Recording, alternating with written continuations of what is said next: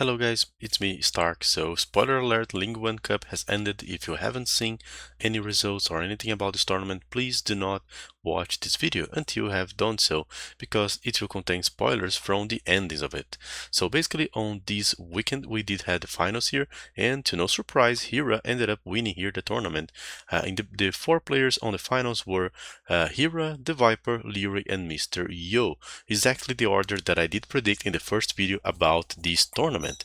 Hira just cleaned the floor here with Viper on the first semi-final and a 4-0, and could rest enough to the final series here against Leary. Leary did beat Mr. Yo 4-3, so it was a very close series, and Yo was like one game from reaching the finals, like I predicted. So yeah, I missed that one. Leary was too much of a deal here for Mr. Yo to deal with, and he ended up reaching here the finals, where he lost to Hira in a 4-2 here. Some very interesting things happened here. So for the ones that didn't follow, we basically had 4 rounds. Each one of these rounds was playing in a day, and the rounds would basically qualify here 4 players here using the bull shots or Swiss system. I don't even know the name of that. But anyway, what did actually happen here? Well, Hero pretty much won every one of his sets. So he did started here against Hart, ended up winning against Leary on the round number 2, which many players called anticipated finals, and honestly, they were right about that. It was indeed an anticipated finals. In the round 3, we had Hero versus ACCM, and in the final round, he even beat Mr. Yo. So from the top 4, the only one that Hero didn't face off before the finals was actually Viper, who actually he fought during the semifinals, winning like 3-0. So basically, he has won sets against every one of these guys, and then ended up winning here the finals against Leary, which was pretty much insane. A small trivia here, during the last match here, which was basically Leary versus ACCM, ACCM could still qualify. So basically, if ACCM won the series, he would be here on the top 4, and Viper would be out of it. So ACCM was like one game from claiming a spot on the top 4, where he could actually challenge Hero back for a rematch or do other stuff like this. Many other things happened here on the tournament.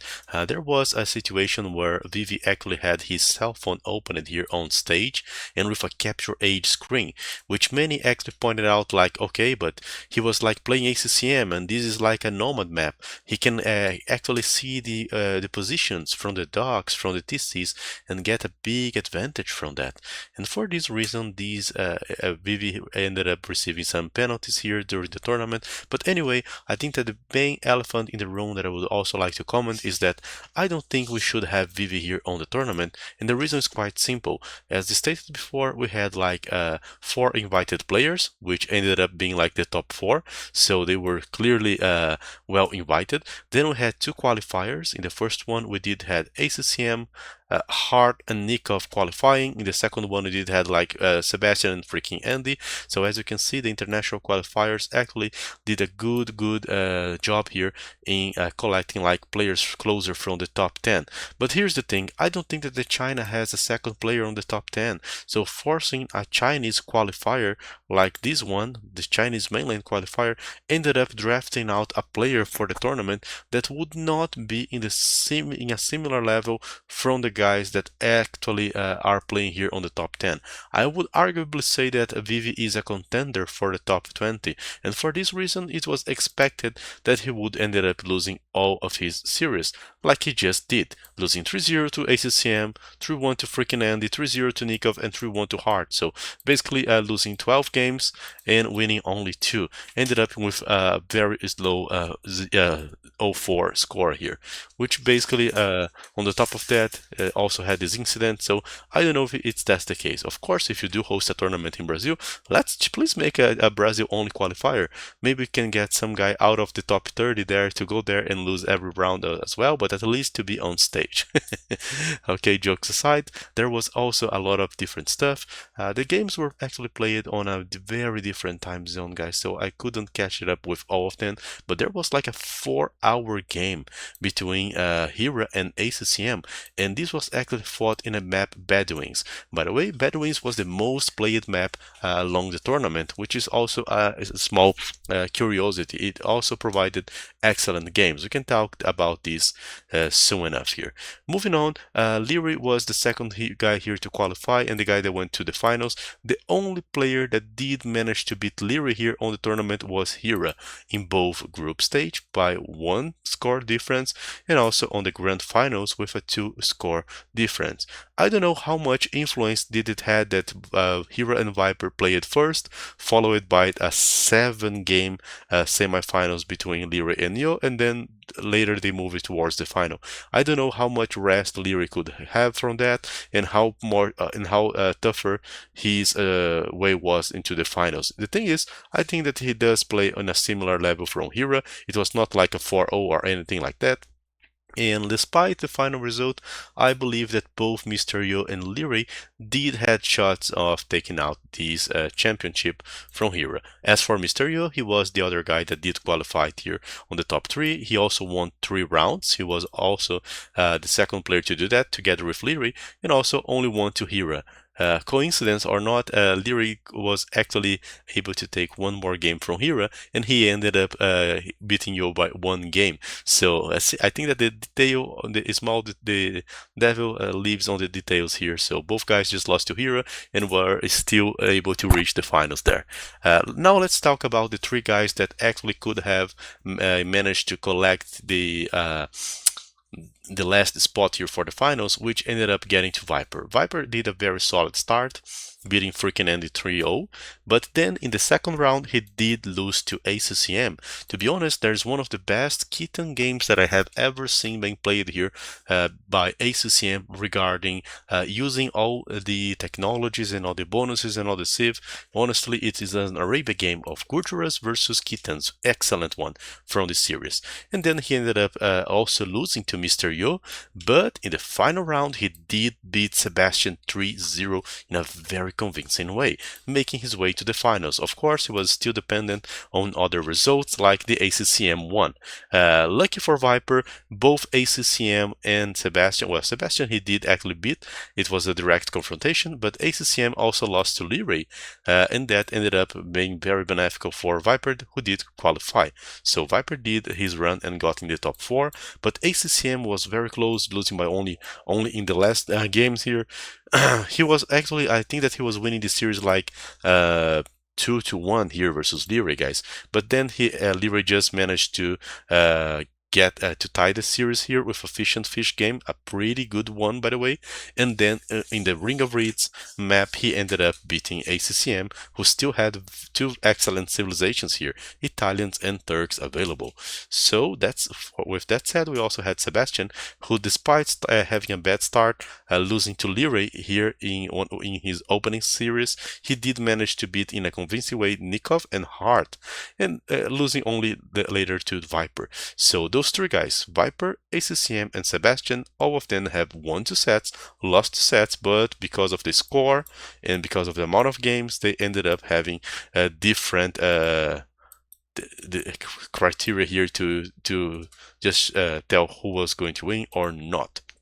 With that said, let's also move on and talk a bit about the statistics of the tournament and also about the civilizations.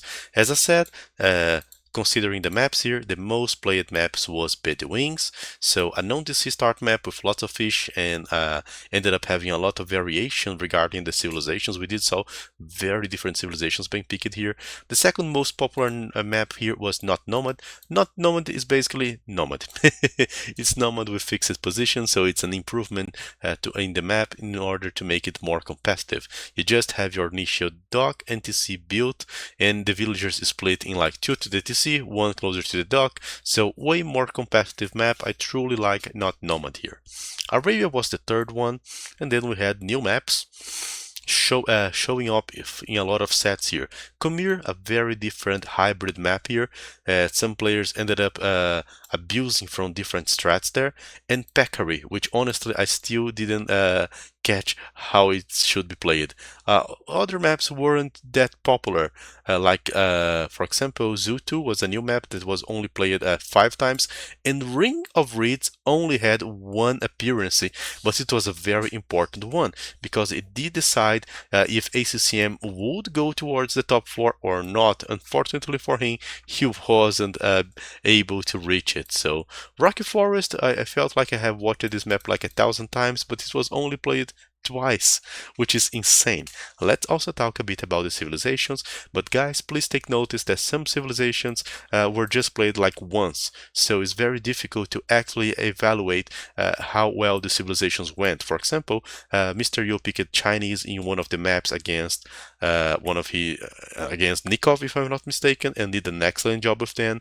Hira did use the Chinese on the Bedouins. We had Got being used here like only once. Jurchen as well being used here by Hira. So some players just prepared specific strategies for some maps and ended up drafting those guys and using it, and thus the civilization has like 100% win rate. But let's talk about now the civilizations that were most picked and how did they perform. Georgians and Armenians were the most picked civilizations here. The two civilizations that were released on multi-royals, Georgians did had a 50% win rate. They were mostly used on the map Acropolis, but were also other maps where they could shine. Armenians are also pretty good, had like a total of 8 picks.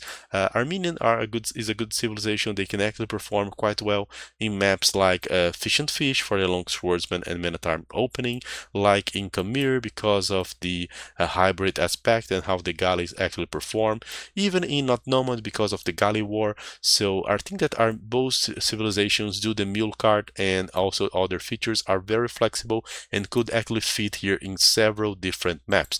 Georgians could be used in most maps there. Then we did had Romans making like 7 appearances, and that honestly surprises me by a lot, guys. Romans, to be honest, have a very weak early Imperial Age, which was kind of meta for the past Arabia matches here, but they do have a very strong early game. Nothing special, but nothing out of that. So I was very surprised that they had like 7 appearances. This one shocked me. Hindustanis were played like 7 times, but they only won once. So Hindustanis are failing hard, guys. Hindustanis are not giving what we were expecting. If I'm not mistaken, ACCM was the only one able to make this civilization somehow work. Mongols were picked like a lot of times, and honestly, pretty decent, an 83% win rate. Same for the Shu. Dravidians, half of the games were lost. Italians were not performing that great, neither were the Italians. Another a great civilization here for Arabia that underperformed heavily here on the tournament were the Vietnamese, who only won 1 game out of 6. So once again, the sample here is too small to actually take some conclusions, but we can actually see how this goes. Let's also talk about the kittens. This is one of my favorite saves recently, and I have seen players such as Hira and ACCM using the civilization on the Arabia map, and they did succeed to make this civilization work pretty well. So if you do like civilizations such as the Shu, such as the kittens, which are some of the new civs, well, they are still performing quite well, and players are still doing stuff. But if you are a fan of a civilization that barely get mentioned here on the tournament, for example, like the Byzantines, who only got played like once and still lost, or even the Celts, do not feel ashamed because you can still find some way of making it work. By the way, guys, if I'm not mistaken, some civilizations were not even played here. I cannot see Teutons on the list. Is that correct? Yes, that's correct. So there are some civilizations that were not even considered here on the tournament at all. So we don't have these statistics. Later, I'm gonna go deeper here and try to understand those stats. What went so wrong for Hindustanis? What went so well for the Mongols and for other civilizations such as the Shu, such as the Khitan, and why does these civilizations are actually OP here, even on tournament settings? With that said, we had like this tournament, and now in the next videos, guys, we're actually going to talk about games itself and not only statistics and results.